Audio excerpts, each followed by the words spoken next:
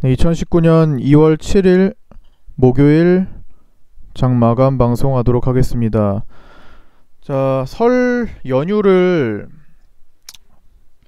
이제 보내고 나서 처음 맞는 거래일인데요. 아침에 굉장히 어수선했죠. 이제 연휴 동안에 어떤 이제 매도 욕구가 생겼던 어떤 종목들이 있었고, 또 이제 자금들이 또 나갔다가 또 들어오는 것도 있었고, 여러 가지가 이제 자금이 교환되는 상황 속에서 굉장히 아침에 어수선했습니다. 그 중에서 이제 종목도 갑자기 점화한가가 간 이제 파미셀이 그런 어수선한 상황에 한 몫을 크게 했죠. 그 다음에 이제 포스링크가 오늘 횡령 혐의로, 전 대표의 횡령 혐의로 하한가에 들어갔어요. 이런 것들이 지금 한 번에 나와주면서 특히 파미셀이 좀 시장에 좀 충격이었습니다. 전일까지, 그러니까 이제 연휴 전까지 금요일까지 정상적으로 사실 추세를 만드는 파동이었어요. 뭐 그 금요일에 좀 음봉으로 한 10% 가량 내려간 것도 어떻게 보면은 크게 이탈했다고 보기도 어려운 수준 이었던 거죠. 그래서 뭐 이 종목을 보유하신 분들이 뭐 계셨을 수도 있을 것 같습니다. 전체적으로요. 근데 굉장히 저도 깜짝 놀랐는데, 뭐 이런 종목들이 지금 뭐 이유가 있겠죠. 이유가 보면은 오늘 어쨌든 그 동안에 얘가 오늘 밀렸어요. 이런 거 보면은 여기 보면은 특징주로 나오잖아요. 개발 중인 알코올성 간경변 줄기세포 치료제 셀그램 LC의 조건부 허가 신청이 반려됐다라는 소식이 뭐 미리 들렸겠죠. 그러니까 오늘 점화한가에 간 거죠. 그래서 이게 굉장히 시장에 큰 충격을 줬고요. 뭐 살짝 장중에 뭐 하한가가 풀려서 움직이기도 했으나 대기 매물이 너무나 많기 때문에 다시 많이 내려와서 하한가에 들어가진 않았지만 어쨌든 많이 밀려서 29% 하락해서 종료를 했습니다. 이 종목 때문에 일단 연관적으로 줄기세포 종목들이 사실 불안감에 의해 아침에 굉장히 큰 뭐 매도들이 나왔어요. 어떤 일부 종목들은. 그런데 하한가가 풀리는 시점 이후로, 그리고 시장이 오늘은 이제 중대형주, 예를 들어 바이로메드나 삼천당제약 이런 중대형주 바이오주들이 끌고 당겼고, 추가적으로 IT 종목들이 조금 좀 괜찮게 움직인 것들이 있어서 그런 것들이 힘을 조금 내서 시장을 어쨌든 끌어올렸잖아요. 이런 파동에 의해서 파미셀의 충격을 오후장 들어서 조금 이제 죽여놨어요. 그러니까 충격이 살짝 줄어들면서 어쨌든 시장은 탄력을 유지를 했습니다. 어쨌든 파미셀, 포스링크의 충격은 그렇게 없어졌다. 다만 이제 개별적인 종목의 이제 문제로 남아 있는 거죠. 그래서 일단 시장 자체에는 큰 문제가 발생하지는 않았습니다. 결론적으로는. 그래서 시장 자체를 걱정하실 필요는 없을 것 같아요. 이제 개별적인 종목 싸움입니다. 개별적으로. 코스피는 오늘 그냥 하루 종일 박스장을 만들었네요. 그 다음에 코스닥은 일단 돌파를 했습니다. 어쨌든 항상 예전부터 말씀을 드렸듯 일단 우리 매매는 기본적으로 코스닥에 집중을 하고 있는 상황이에요. 근데 이제 상장 폐지 시즌이 다가오면 다가올수록 이 코스닥 종목을 당연히 조심을 해줘야 되는 건 맞습니다. 그래서 규정 자체가 달라요. 코스피 규정과 코스닥의 규정은 아예 다릅니다. 그래서 코스피 종목은 시즌이 되면은 영업이익과는 크게 상관이 없어요.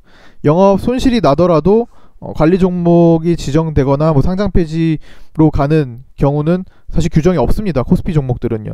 근데 코스닥은 지금 2019년 3월이 되기 전에 2월부터 3월 이 시즌에 영업이익과 관련돼서 문제가 생길 수 있는 종목들이 굉장히 많아요. 그런 것들만 걸러서 좀 조심을 좀 해주셔야 될 때입니다. 지금까지는 큰 반응이 없을 거예요. 지금까지는 괜찮아요. 그러나 이제 사업보고서가 나오고 감사보고서 시즌이 되면은 조금만 더 있다가 2, 3월 달에 3월 다가가면 더 그런 종목들을 조심을 해주셔야 된다. 이 정도만 생각하시고 기본적으로 코스닥을 매매하시되 그렇죠?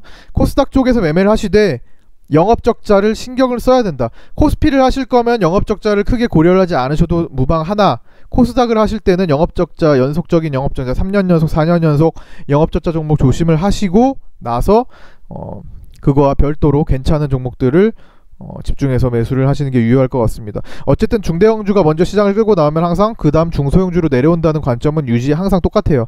그래서 중소형주 코스닥이 먼저 시장 자리를 잡으면 다 치고 달릴 겁니다. 그 중에 끼 있는 것들 먼저 달리겠죠. 코스닥이라고 다 달리는 건 아니겠지만, 그래서 당연히 다음 섹터, 그 다음에 움직일 만한 섹터, 그 다음에 움직일 만한 종목들, 매집이 완료되고 있는 것들에 집중을 해주시면 좋을 것 같습니다. 어쨌든 조심해야 될 시즌이에요. 작년부터 굉장히 까다로워진 상장 폐지 규정, 쉬운 상장, 쉬운 상패로 지금 트렌드가 생겼어요. 상장도 많이 했죠. 작년에 굉장히 많은, 하반기에 시장도 안 좋을 때인데 굉장히 많은 종목들이 상장을 했습니다. 뭐 하루에 매일마다 있기도 했죠. 11월달 그때는. 그렇죠? 쉬운 상장, 쉬운 상패가 지금 뭐 그렇게 진행이 되고 있는 추세이기 때문에 조심을 하셔야 돼요. 그래서 규정을 정확히 이해하시고, 그 규정에 어긋나는 종목은 가급적 피하시고, 이렇게 피해도 오늘과 같은 포스링크의 횡령 이런 문제가 발생할 수도 있어요. 그리고 알지 못하는, 실제 재무제표상에서 반영하지 못하는 내용들, 혹은 눈속임으로 만들었던 내용들이 정말 뒤통수를 칠 수도 있습니다. 그러나 그건 어쩔 수 없는 부분이고, 조심할 수 있는 부분은 조심해야 될 겁니다. 그렇죠? 우리가 준비할 수 있는, 조심할 수 있는 부분만 일단 그거라도 챙겨서 준비를 해놓고, 과감하게 버릴 건 버리고, 혹시 내가 갖고 있는 게 그런 뭐 종목이다 하면은 버리고 새로 하실 줄도 알아야 되고요. 일단 지금 그게 필요한 시기가 다 왔습니다. 2월 뭐 이번 주부터 해가지고, 다음 주부터 해가지고, 이번 주 다음 주부터 해서 3월 초까지는 반드시 그 작업이 이루어져야 되고, 가급적 2월 말에 2월 달에 다 마무리를 해주시는 게 좋을 것 같습니다. 이제 관리 종목 편입이나 상장 폐지와는 그 거리가 먼 종목들도 많아요.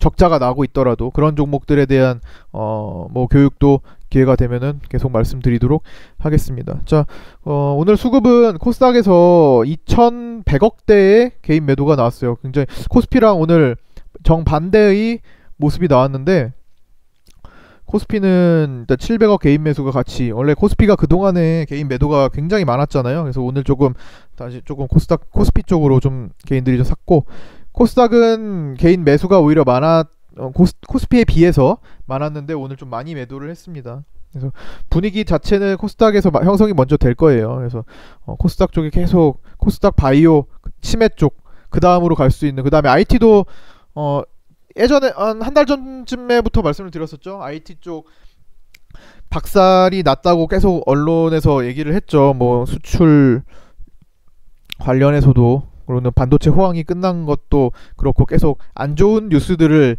강조를 했습니다. 언론에서.